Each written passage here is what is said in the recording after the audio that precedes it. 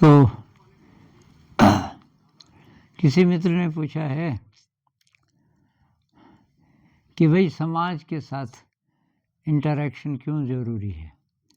और कोई मंक है, कोई साधक है, वो अकेले साधना कर रहा है कहीं, तो उसमें बुराई क्या है? तो बुराई तो नहीं है, कुछ टाइम के लिए कर सकते हैं। काफ़ी साधक शायद ऐसा करते भी हैं कुछ कुछ समय के लिए, और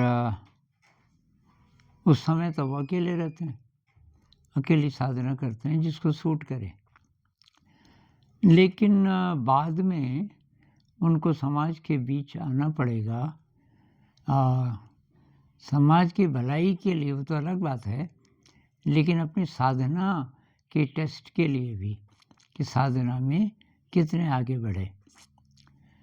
तो जो बुद्धिज़्म में एनलाइटनमेंट की परिभाषा है, कोई फुल्ली इनलाइटेंड हो गया, उसमें 4 स्टेजेस हैं। श्रोतापन्न पहली स्टेज से लेके अरहंत अंतिम स्टेज 4। और जो अरहंत है उसकी परिभाषा ये नहीं है कि वो ब्लिस के स्टेट में है, दुनिया से बेखबर है और बस डूबा हुआ है ब्लिस के सागर में, ऐसा नहीं है। परिभाषा ये है कि वो राग और द्वेष से फ्री हो गया, न अटैचमेंट है किसी चीज़ से, न एवर्जन है, तो समदृष्टि हो गई। और तब उसमें नेगेटिव इमोशन हो ही नहीं सकता, गुस्सा नहीं आएगा और कोई भी नेगेटिव इमोशन, लालच नहीं आएगा, घृणा नहीं आएगी। और उसके अंदर ये जो पॉजिटिव इमोशन है, कंपैशन है, ग्रैटिट्यूड है, ये बहुत ज़्यादा होगा। तो ये आपने दुर्वासा ऋषि की कहानी तो सुनी होगी। उन्होंने अकेले ध्यान किया और बहुत एडवांस्ड स्टेज पे पहुंच के सिद्धियां आ गई उनके अंदर। अब जब बहुत साल हो गए तो उनको मालूम था कि असली टेस्ट ये है कि मेरे को जब मैं जाऊं समाज के बीच तो गुस्सा ना आए। अब उनको पहले गुस्सा बहुत ज़्यादा आता था, तो अकेली साधना कर रहे थे, उनको लगा अब तो गुस्सा शांत हो गया होगा, तो गए और शकुंतला के आश्रम में।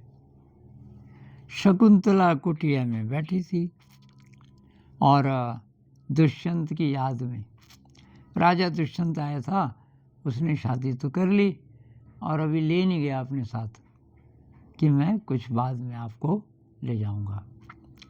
अब शकुंतला उसी की धुन में इतनी खोई हुई रहती थी, उसको सुध बुध नहीं रहती थी आसपास की।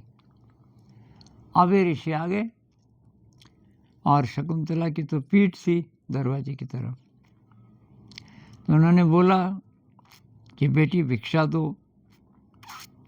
एक बार बोला, फिर बोले बेटी भिक्षा दो। शकुंतला ने सुना भी नहीं शायद, बहुत गुस्सा आ गया और कहने लगे, जा, जिसकी याद में तो तड़प रही है वो हमेशा के लिए तेरे को भूल जाएगा। इतनी देर में कुछ वहाँ सहेलियाँ आ गई थी, फिर इतने जोर से बोले कि अब शकुंतला को पता चला कि अरे ये ऋषि आए हुए हैं और इन्होंने क्या कह दिया।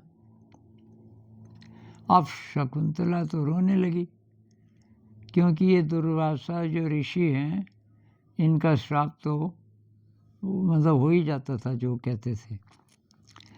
अब दुर्वासा ऋषि पैर पटक के जाने लगे, पीछे पीछे उसकी सहेलियाँ, और तब उन्होंने बहुत रिक्वेस्ट की, महाराज ऐसा मत कीजिए, कुछ इस श्राप को थोड़ा तो कम कीजिए।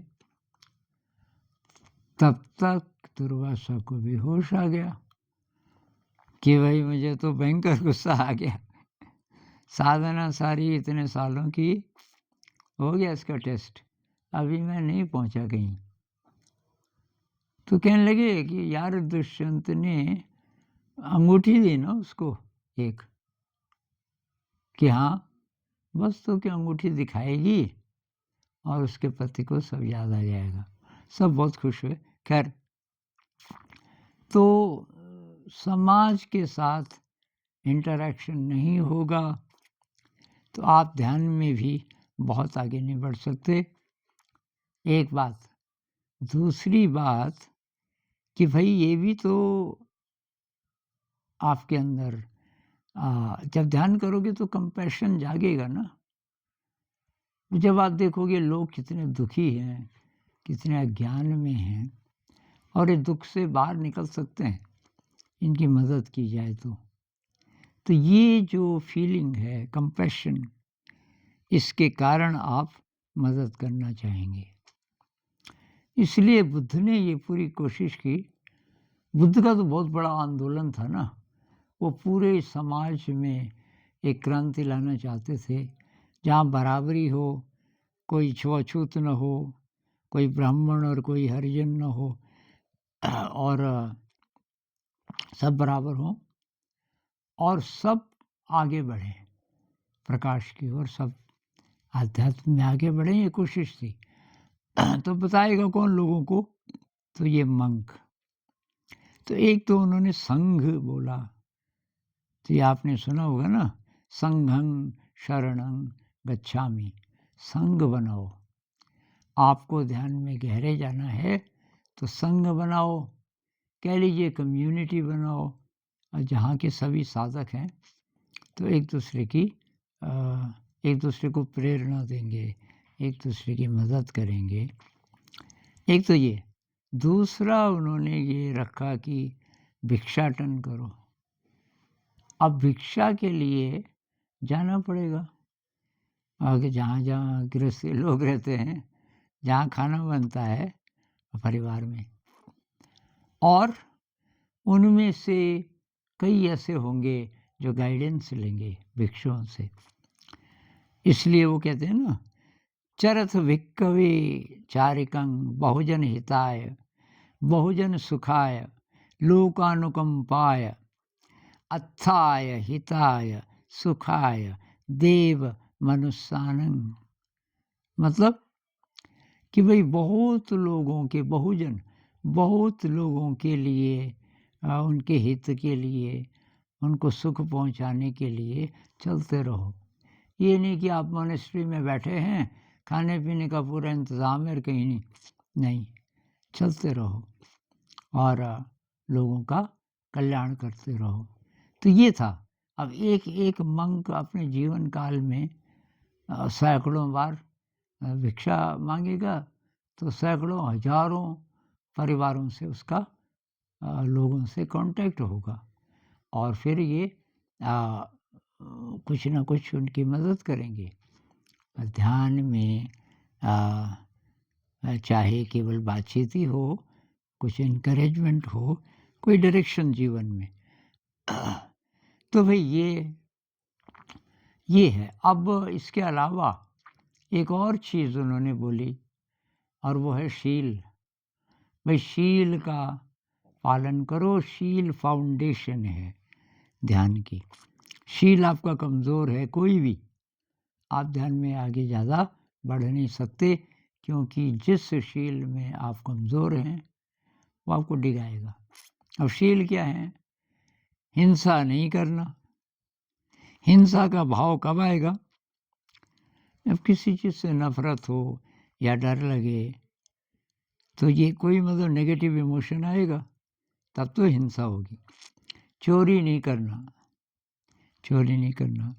तो चोरी लालच के कारण हो सकती है, किसी को नुकसान पहुंचाने के लिए हो सकती है। और ये नशा नहीं करना, झूठ नहीं बोलना, तो ये इत्यादि। कभी 5 बोलते हैं शील, कभी 5 से ज़्यादा भी बोलते हैं। अब इन सब की रेलेवेंस है जब आप समाज के साथ इंटरेक्शन कर रहे हैं। झूठ नहीं बोलना, अकेले में कहाँ झूठ बोलोगे, मतलब आप लोगों से इंटरेक्शन कर रहे हैं। हिंसा नहीं करना, तो अकेले में क्या हिंसा करोगे।